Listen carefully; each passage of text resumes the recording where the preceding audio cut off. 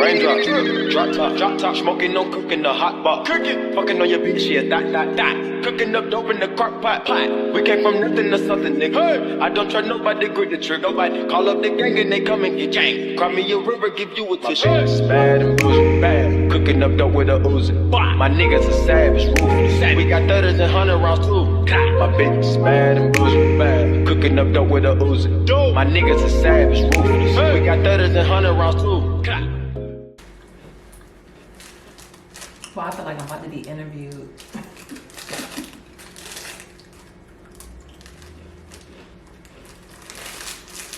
Hey you guys, it's Kia. I'm here in a little bit of a different setting, right? Usually I'm like vlogging and like, you know, letting you in on my day-to-day life, but what I decided to do is to try to backtrack a little bit. Some of you may know a little bit about me based on a lot of the vlogs that I posted, just letting you in on my day-to-day life. But a lot of people may question or wonder, like, you know, who I am outside of my business. How did I end up in California, right? And I figured I would try to intertwine some different content in the midst of my vlogs, just to kind of like bring people more in as to a little bit of more of who I am as a person and how I ended up where I am today. I'm sure a lot of you guys know who I am, but for those of you that don't and that are new to my channel, hi, I'm Kia. I am from Virginia, and I currently live in Los Angeles, California, and I actually moved out here in August of 2014. I work in the fashion industry. I currently am running my own online fashion boutique, and I've been doing that for about 6-7 years now. When I decided to come to LA, I originally just really wanted to be in the fashion industry. I realized that I really enjoyed and felt fulfilled when doing things within the fashion business. In Virginia, as you know, there's not industry really or opportunity for you to kind of like be within the industry unless you create that table yourself. If we rewind back before that, I was just working regular jobs. I did a couple things. I was a customer service representative at Capital One. I started that when I was in college. I moved on to being a fraud investigator. I mean, all of it was in the fraud department, but I started off just answering phones in the beginning, and then towards the end, I was like reviewing accounts and things of that nature. But I ended up leaving that job when I graduated college to kind of like, you know, I'm like, okay, well, I don't want to work in Capital One no more. I don't want to work in fraud. Like, that's not what I went to college for. So I figured I would leave Capital One to go ahead and kind of like, you know, start my career. Wasn't that easy. I honestly kind of wish I would have stayed a little longer until I like sorted things out and really figured out that I wanted to be in the fashion industry. Originally, when I was in school, pursuing my degree in marketing, I didn't know what I wanted to do or where I wanted to be in marketing, but I just knew I wanted to do something in the marketing field.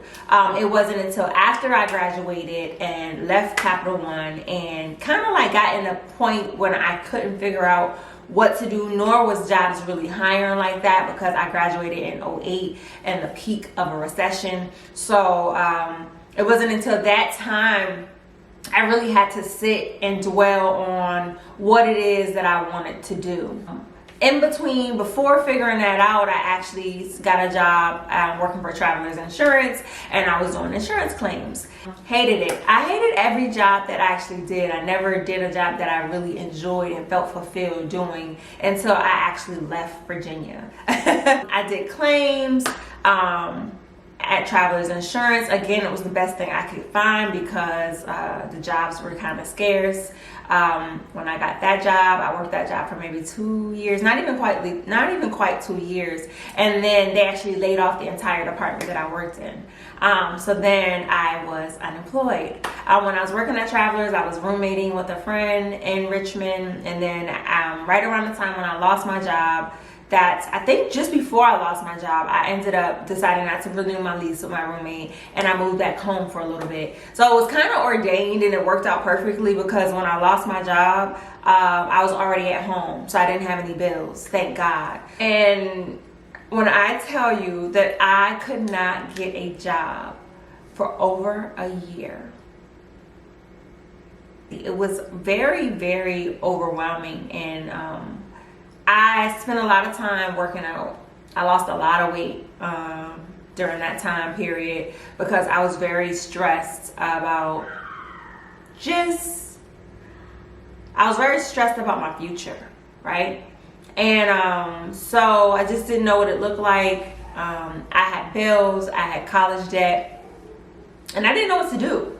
I really didn't know what to do. So my parents were, thank God, they were very understanding. They weren't much pressure on me. They were praying and hoping that something would come through. Meanwhile, while I was looking for jobs, I was constantly trying to I find things to kind of like really point out and narrow down what my passion was. And during that time, that's when I started entertaining the fashion industry. And I realized that I think I have a thing for it, right? I've always kind of liked clothing and wardrobe and things of that nature, but I never knew that I really wanted to actually work within the industry until I had that time of just silence and no work, no nothing. And during that point, I started, again, I was applying for jobs as much as I could, but I was also looking for opportunities to kind of get my hands into some fashion experience.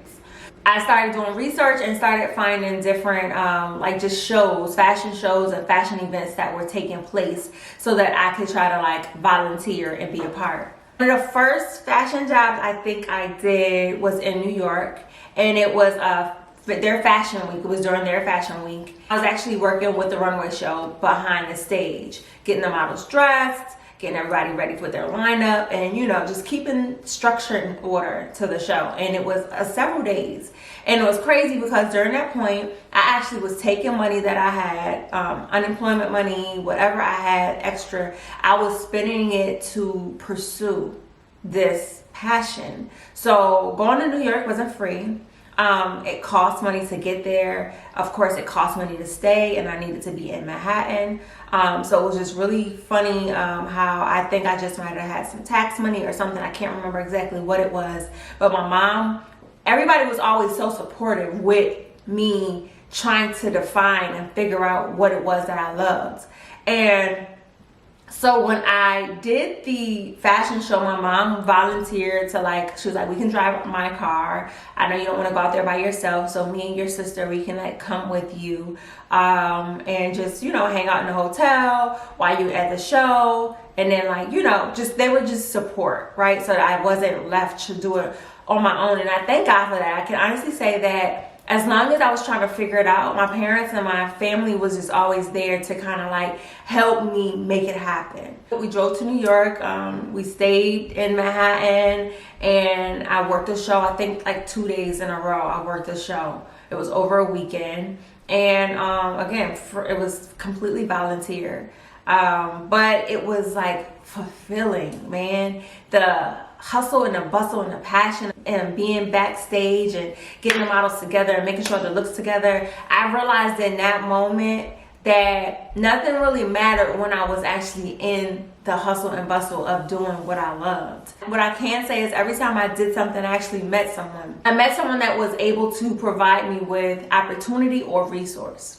So in New York, I actually met someone, and this young lady I'm still in contact with today, and she kind of got my information. I don't know if it was them seeing my work ethic or seeing how dedicated I was or how hardworking I was, but I always seem to get people who was just let's exchange information. Let's exchange information so that we can get in contact after this, or whatever. And she at the time was one of the managers of the show, so she was in control of us. She was the one managing the volunteers and the people who were working behind the stage. I remember one thing at that show, and I maybe this might have made me stand out. The finale dress for one of the designers, the model was fully dressed. It was a huge gown. I mean, it was huge, okay? Huge. And the model actually had on, I think she had on some really, really high platform shoes because she needed to be risen up so that the dress could properly glide across the runway. And the model went out on the runway, and as soon as she went out, she fell. big old finale gown, smack down on the ground, okay? And I'm standing there, because I was right there as she walked off. I was right there because I was like making sure that the dress was properly laid out. And when she fell, everybody was like, oh! And they looked at me. And I just ran out there and helped her get up. Y'all, I didn't even think about it. It was literally like, boom. Everybody looked at me, and I just shot out there.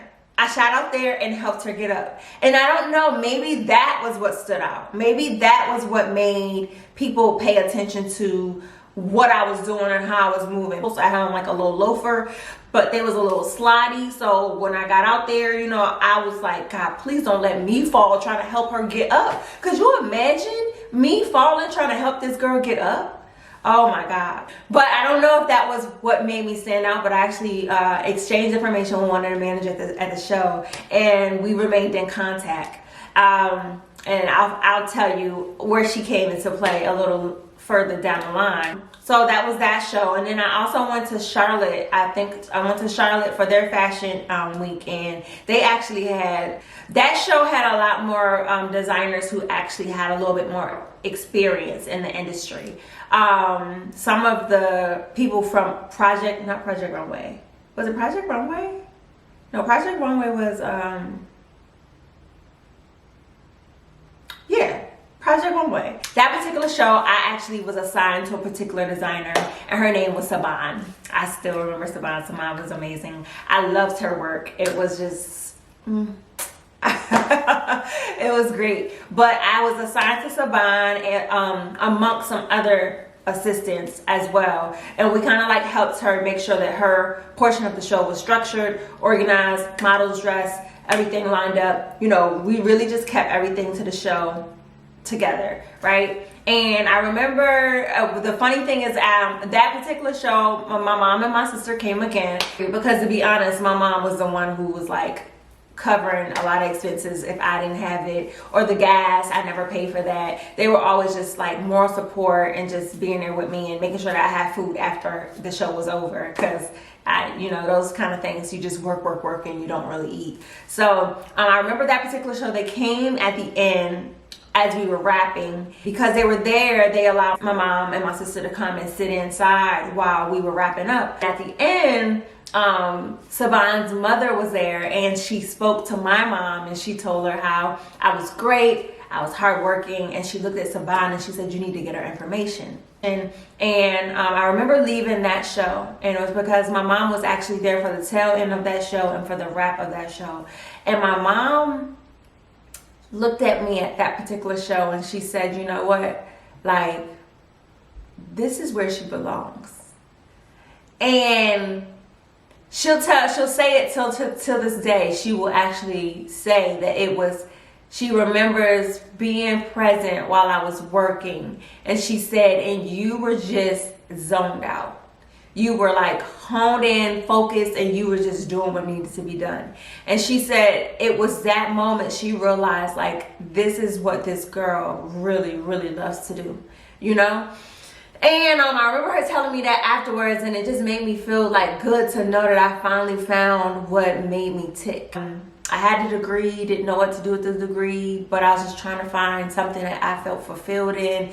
And when she said that she could see it in me during that show, I was like, okay, she actually sees exactly how I feel. I feel so fulfilled. I feel like I'm quick on my toes, you know what I'm saying? I'm all about like getting it done, you know, making sure that it looks right from top to bottom, like just really into it. So I didn't know what that meant for me though. I didn't know if that meant that I needed to work in production. I didn't know if that meant I needed to be working with designers to help execute and make sure that their things came together properly. I really didn't know what that meant for me, but I was happy that I was another page closer in my life to knowing what it was that I was gonna do. So after that show, several months passed by, and it's funny because Saban actually reached out to me, and she told me that she had a presentation to do.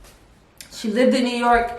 She wasn't from New York, but she actually was living in New York, And she reached out to me because she had a presentation in South Carolina that she had to do. And it was something to do with the royal family. And so it was a big presentation for her. And it was for a wedding job. And she reached out to me because she was just like, I was wondering if you would be able to come and assist me like during this presentation. And I was like, sure. I was excited. Again, I'm out here just volunteering my time and my money because none of this was paid. And at that time, I was so new in the industry, I wasn't even sure of what being paid to do something like that looked like. And I didn't really care. I just wanted experience. At this point, I was actually working a part-time job. I was unemployed for a very long time. And then I ended up getting a part-time job with VCU Health Center, working in their billing department. And I did that for some time. So because I was a part-time job, it actually allowed me a little bit of time to still pursue things like that on the side. So I actually, I think I caught a train, or I don't remember what I did. The bus. I don't know how I got to South Carolina, honestly. The train? I don't know. But I met her in South Carolina. And she actually booked a hotel room, and we stayed in the same room together. And what's crazy, you guys, what's crazy is that night, as she's preparing for her presentation, she was doing some tweaks to some pieces, and she wanted me to stand in to like fit a garment to make sure it was falling correctly. And I was standing in with her as she was fitting it, and something really embarrassing happened. I mean, I was embarrassed because it was like my second time being around this girl. And basically, I was standing there and she was pinning, and I started feeling like woozy. And I was like just standing there, just feeling like kind of like woohoo, you know, not all here. And then it started getting so bad that I think my slurring in my words, I said, can I sit down for a minute? And she was just like, sure, you okay? As I started walking towards the bed, I hit the floor. I passed out. Literally passed out. When I came to, she was like patting me, and she was fanning me, and she was saying, Lakia, are you okay? Are you okay? I remember just coming to and looking at her and saying, yeah, what happened? And she was like, you passed out. And I was sweating bullets. And I ran over to the AC. She went to the AC unit. We turned the air on and was blowing it on me. And I was just cooling down. And she was just like, are you okay? And I was just like, yeah, I don't know what happened. And she was just like, maybe your sugar's low. She was like, you're not diabetic or anything. And I was like, no, I'm not. And she was just like, here, I got some dry mango. She was just like, here, eat some of this. And so she gave me a piece of dry mango, and I ate the dry mango, and I was like, wow, that was scary. She was just like, yeah, are you sure you're okay? And I was like, no, I think I'm fine. I was like, I don't know what that was about. I've never passed out before.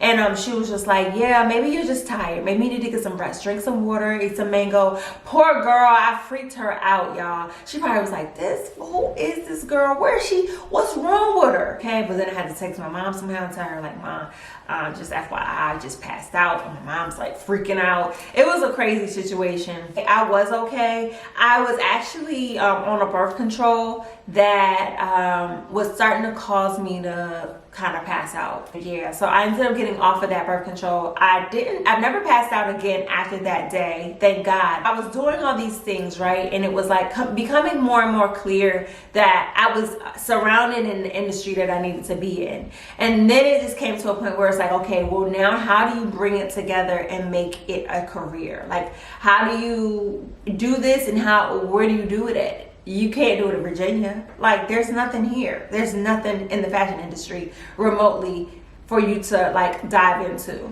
And I still wasn't 100% of what I needed to or wanted to do in the industry. I just knew that I was peaceful and happy and felt fulfilled when I was doing anything within the industry.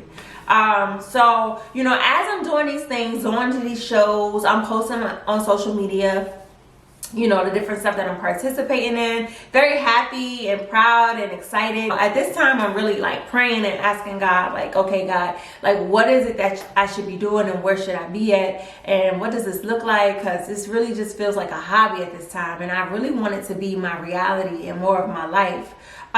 So I figured I would go add some fashion background to my marketing degree, because here it is, I have a marketing degree, but I have no experience in the fashion industry, except for the little bit of experience that I was developing and traveling to go build up. So I went and I actually applied to a program at FITM, and FITM is in California. And I was just gonna add on like a fashion aspect to my background so that I had more both marketing and fashion expertise. I applied to FITM. I went through an interview. I did a project. I did like a presentation, and I got accepted.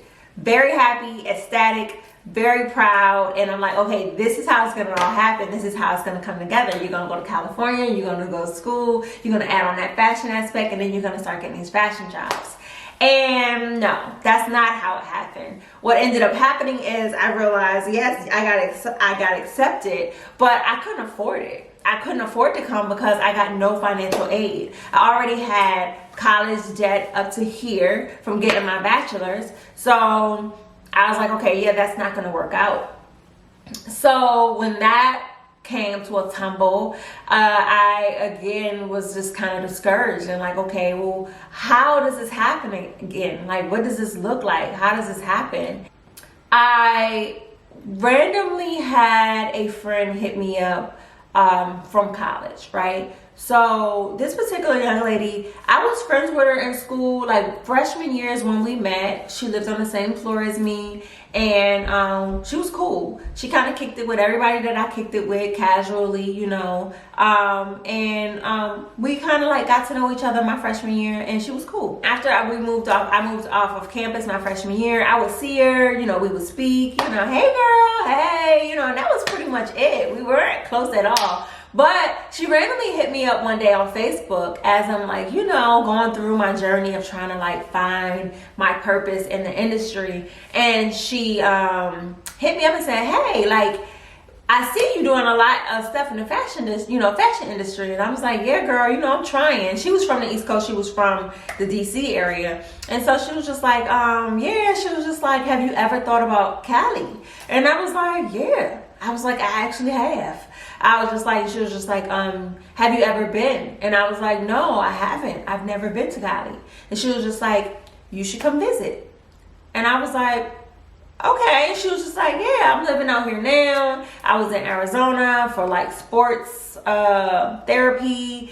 And, you know, now I'm in California. And she was just like, my son's, and she was like not active on social. So I didn't even know she really had a son, to be honest. But she was just like, my son's father lives out here. You might know him. Because like when we was freshmen, we always used to pile up in cars and go to Virginia State and kick it with a group of guys out there. And her baby father, her boyfriend, was actually one of the guys that we used to kick it with. And so she was just like, yeah, my son's father, he's working in production, bloop, bloop, bloop. She was just like, but if you know, been thinking about California, you should probably come and take a look at it, you know, and really consider it. You know, it's a lot of opportunity out here. And I was like, wow, okay, like, yeah, I have to come visit. And she was just like, you can stay with me. And I was like, okay. She was just like, yeah, like, you can stay with me. Just plan a trip. Let me know. I'll talk to my boyfriend. I'm sure he'll be fine with it. Boo, boo, boo. I was like, okay. So mind you, I'm still working a part-time job. I actually had started taking online classes. I don't know if it was for like to try to get some experience with PR or I was lost for so long and just trying to make sense of my situation. I promise you, it was the most depressing point of my life because I just couldn't seem to figure it out, and I was watching everybody figure it out, right? So I was just like, okay, let me try to plan this trip. So I was like, again, taking a few classes online. I got me a refund check. Yeah, I know about the refund checks. I got me a refund check, and I went ahead and I booked me a ticket to go to Cali. And I was like, I'm gonna go visit. I'm like, okay, things didn't work out with the school situation, but maybe I can still make it happen without school. Maybe, you know, I can. But at this point, you know, since it's not gonna be for school, I probably should see what California even consists of. So my parents just thought I was going out there for a trip or whatever, and it was for a trip, but it was really kind of like scouting. If we gonna keep it 100, like scouting is to like whether this could be a home for me, you know. I came to Cali and I stayed with my friend from school, and I got acquainted with her again, and I was introduced to her son and fell in love with him. And then her boyfriend, I remembered him when I got there. I was just like, okay, I remember him now. Like, I remember him from the group of the guys that we used to actually hang out with. So I was just like, okay, everything was cool. He cooked dinner. They were super hospitable. Me and her, she just kind of showed me around like a tourist. It wasn't nothing like structured. Let me go find me an apartment. Let me see if I can find me a job. No, it was just more so like hanging out and seeing like, do I vibe? Do I judge? Could I make this my place? You know what I mean? And when I went back home, I was like, okay, I want to move to Cali. But I didn't tell nobody. I was like, I want to move to Cali, but I don't know how to do it. How do I do it? I got this little job here making this little bit of money. How do I get a job there without a place and without an address? And how do I make it happen? You know, and I was like super boggled with how to make it happen. And I want to say I visited in September 2013. That's when I visited Cali. And periodically, you know, my friend from college that I stayed with, she would hit me up and be like, hey girl, just checking in on you, like how you doing? And I'm like, I'm good. She was like, you still trying to make it out here? And I'm like, yeah, I'm trying to figure it out. I was like, I'm trying to apply to jobs and stuff. And she was just like, well, if you want to use my address, feel free to use my address. She was just like, you definitely can come out here and stay with us if you need to. I talked to my boyfriend, and she was just like, and we both are okay with you coming and to get on your feet. And I was like, really? And she's just like, yeah. She's just like, if you need to get on your feet, you know, we definitely okay with you coming to get on your feet. And, you know, you could stay a couple weeks to a couple months, you know, whatever you need to get on your feet. And I was like, wow, okay. In my mind, I'm like, ideally, I don't want to go stay with nobody, right? I ain't never lived with nobody that I wasn't really close with. And I knew I was going to be crashing on the couch, and I've never been a couch surfer. So it was just uncomfortable. It was nice, and it was heartwarming that she actually offered and she gave me that option. But I was still teetering inside with like, all right, so I think that's good I got that option, but how can I make it happen without it or whatever? And if it's meant, then like how is it gonna work? It was just so many questions that I had going on in my mind. And on all honesty, you guys, I don't know if I would have actually like sucked it up and jumped and took that jump if it weren't for what happened next happening. After she told me that, you know, I could crash with her or whatever, you know, I kept looking for jobs or whatever and trying to figure it out. I had gotten offered a permanent position at my job, a full-time position at my job instead of the part-time position. It was like a high-end part-time job that I had, because it wasn't quite like bare part-time hours. It was a little bit more than part-time hours, and the responsibility was more than just a part-time job too. But they ended up kind of like boosting me up to a full-time role, so I accepted it. And it was around that time that I just wasn't really like sure. I was like, I know what makes me happy. I know I need to get out of here. I don't know how to do it. And it's funny because I didn't really have a close relationship with God. Like, I really didn't. I used to pray and tell him, like, you know, what it was I was concerned about. And I used to say, God, I want this, I want that. Or, God, can you please show me or direct me? I used to have general prayer, but I didn't necessarily have a relationship with him. I didn't really invest time into, like, trying to hear his voice and try to understand what it was exactly that I needed to do. Like, even when it came to going to church, I went to church because it's my parents' church, and I almost felt like I was expected to be seen. So I used to go, but I used to literally show up maybe 30 to 40 minutes before benediction. Sometimes just at benediction. Like, that's how uncommitted I was and invested I was in the having a relationship with God. But then it's just like, I was still praying and asking for clarity. And it's funny how he would still help you, and he will still speak to you even when you're not giving him your all. Even when you're not giving him 150%, he will speak to you, because at the same time he needs you to get aligned with where you need to be, right? So I remember this particular time I just was like doing my regular coming to church late or whatever, and when I got there was a woman of God that told my mom and dad that she needed to speak with me.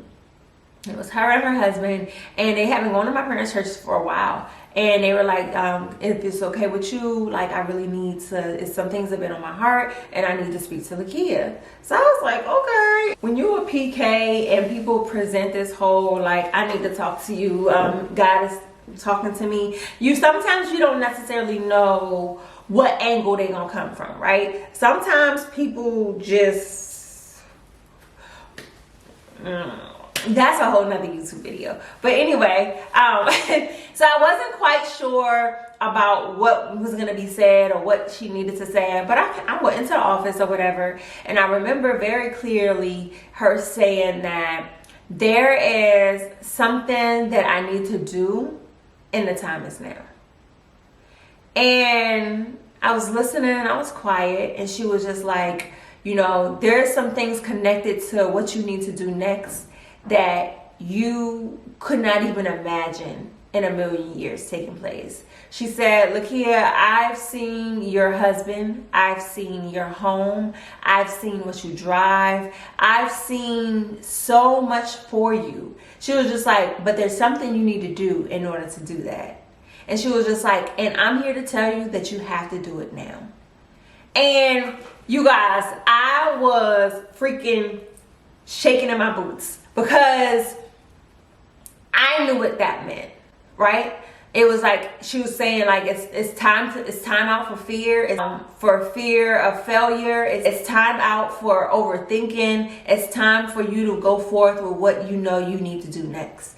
And I was like, just so in awe by what was being said to me, and it was just so out of nowhere. I want to say this might have been in like May. It might have been in like April or May. I took my trip to LA August 2013. In either April or May of 2014, that's when I was given this word, right? I was like, holy crap. Oh God. So it's like I was literally given the okay to go. And I was like, God, but what? I was like, teeter, like, and she was just like, you can't teeter with what this is. She said, you know what it is. And I was just looking at her, and I was quiet. I didn't say anything. And she was just like, you know what it is, and there's not time to waste. And I remember just saying, like, okay, I might have cried. I can't really remember. But I left knowing that meant I needed to move. I knew that meant that I had to take a faith jump and to just do it, right? Because when you hear that you are possibly being the holdup of your destiny, that's scary, right? And we don't have time. Like, at this time, I'm getting ready to turn 30. I was getting ready to turn 30 in August. And so I really wasn't in a state of mind where I was interested in wasting time. Like, not at all. God will do certain things and put you in certain situations where you don't have any choice but to trust him. And I feel like that's what happened in that moment for me. And from that moment, I was dedicated to having a relationship with him, because I knew that if I was being told that I needed to go and that there was no time to waste, I knew that there was nothing inside of me that was going to be able to do it without him.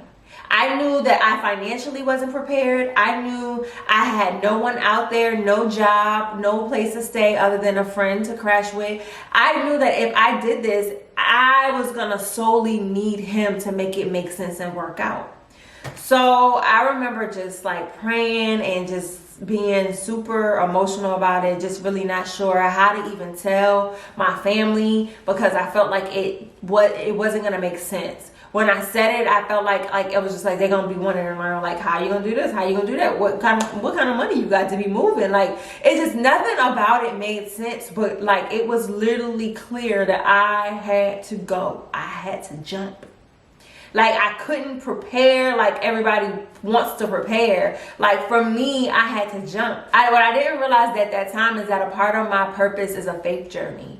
And the faith journey was starting then. The faith journey was at that moment when I need to jump, fully giving it all to him and jumping.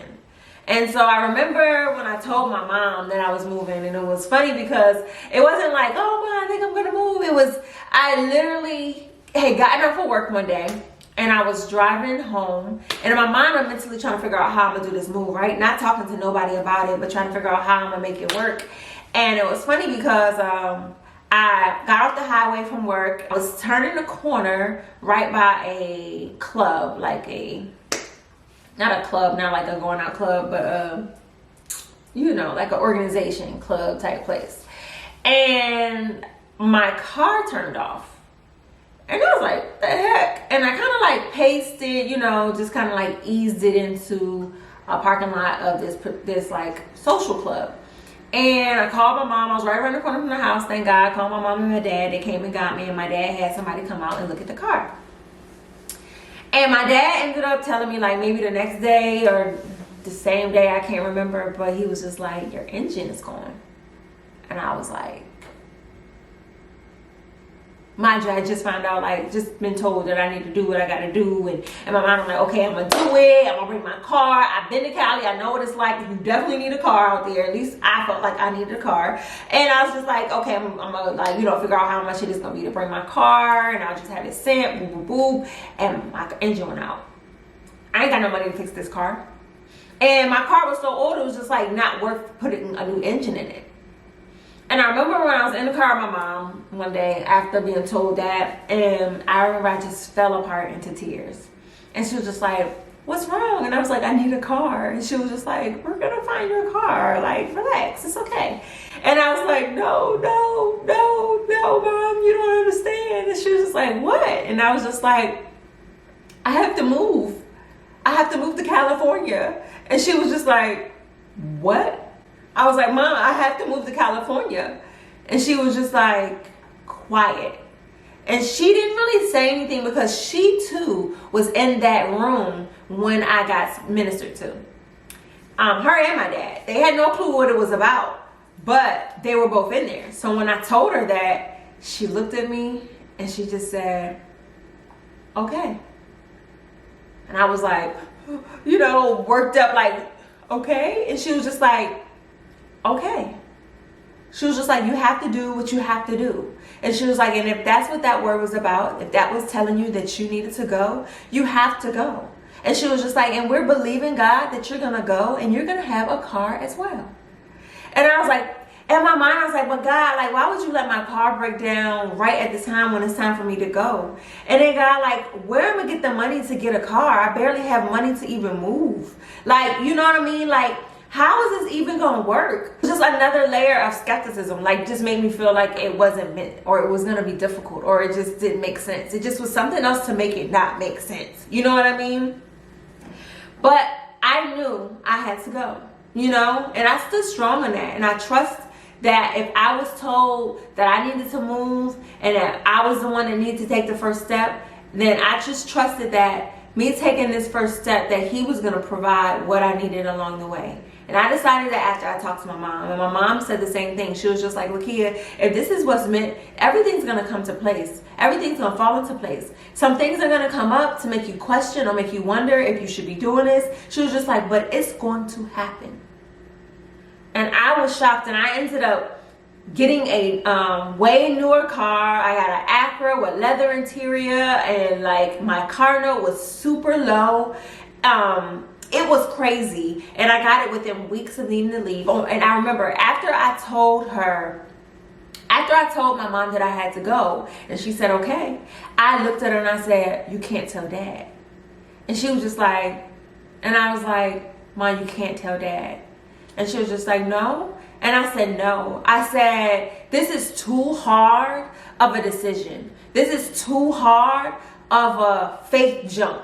I said, and I don't have it figured out. I don't have the logistics. My engine just went out. I just got a full-time job, so I'm just making a little bit more money than I was making before.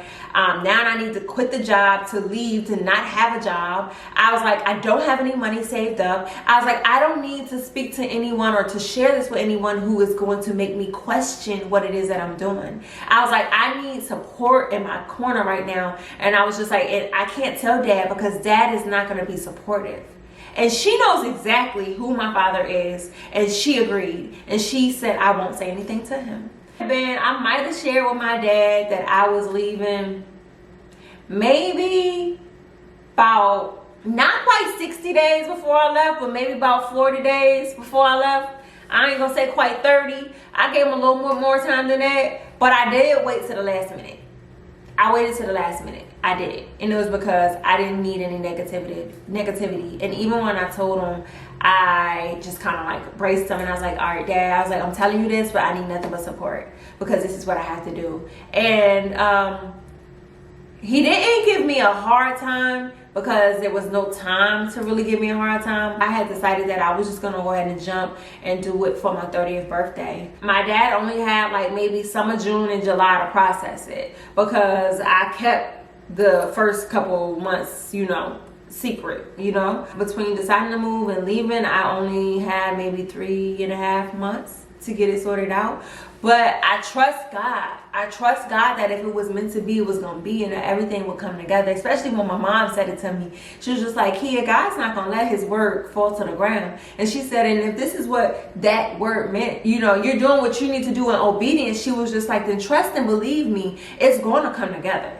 It's going to come together. Sure enough, it really did come together. I didn't have no money. I got this brand new car. Again, my car note was very low, thank God. So if I had to get like a little job, I was still gonna be able to repay my car note and my car insurance. But I still wanted to go with a little cash, you know, stacked up so that I could kind of like find my way and like figure some things out when I first got there.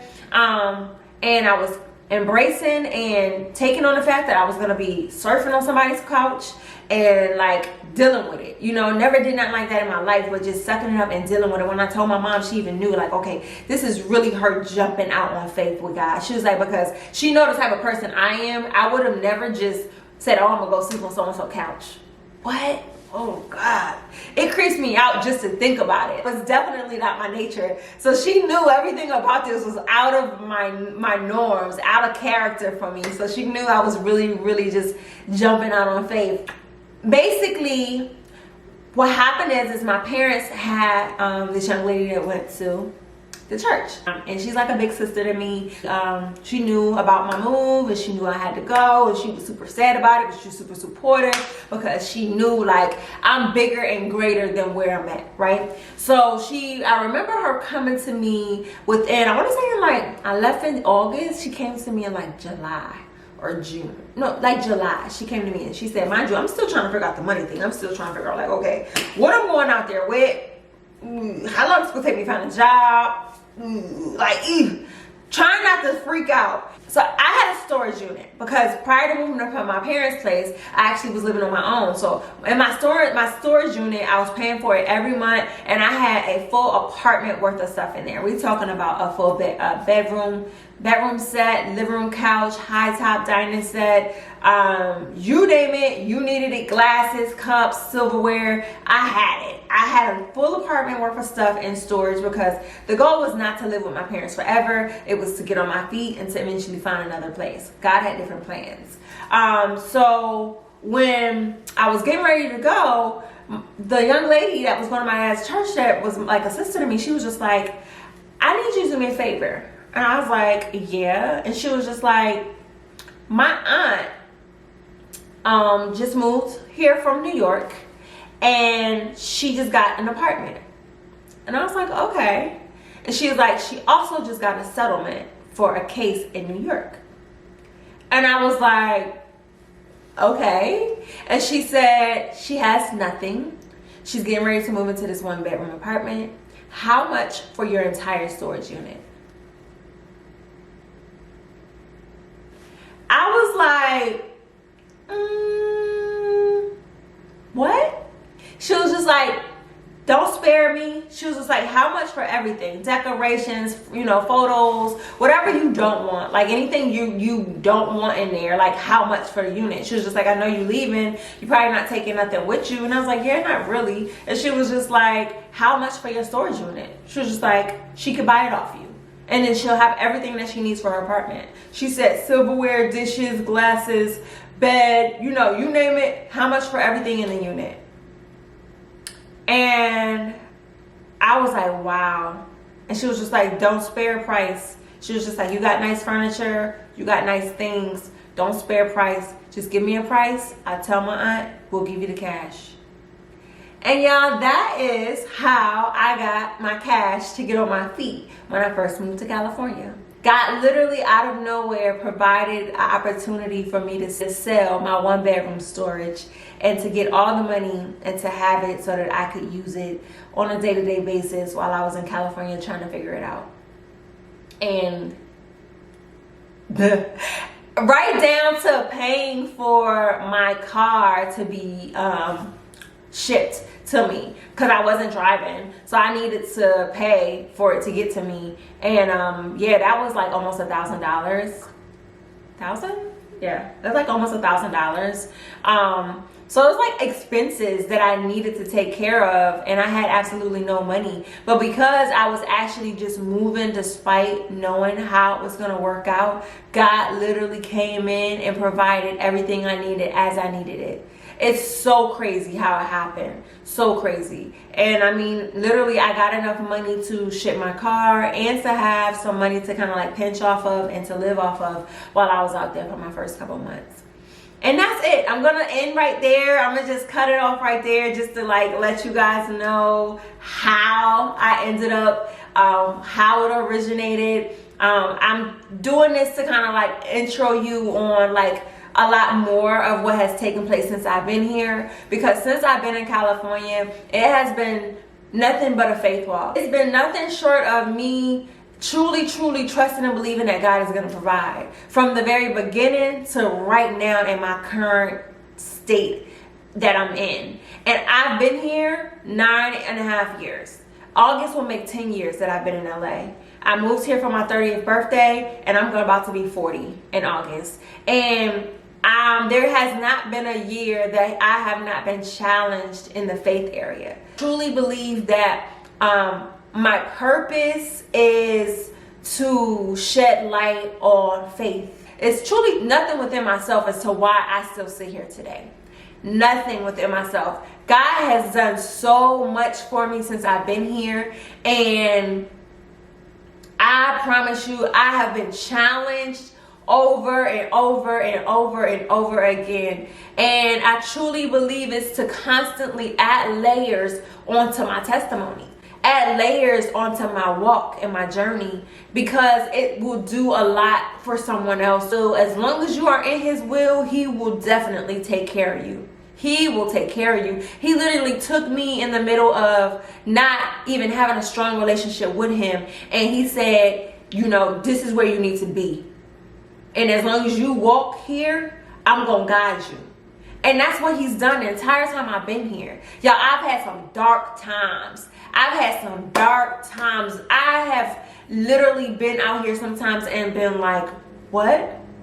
Like, taking the faith leap and jump out here was like the first step, right? But after that, I was constantly put in some dark places that only God could see me through.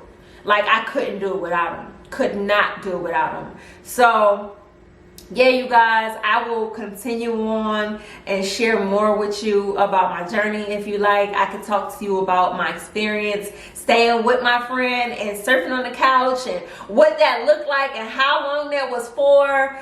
You will probably be very surprised as to how long it was for and what it looked like. I just really wanted to share some insight.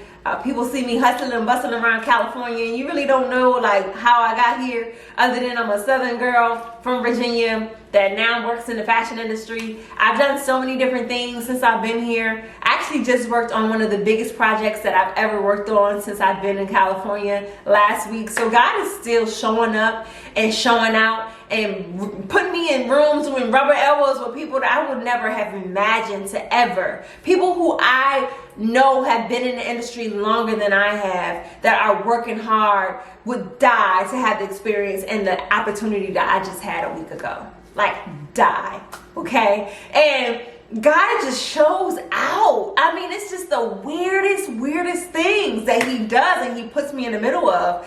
I haven't had a fashion job and worked a styling job in forever, and I kind of have been seeking and wanting to get back into like some production styling type stuff, and this one fell in my lap, and y'all, it was big.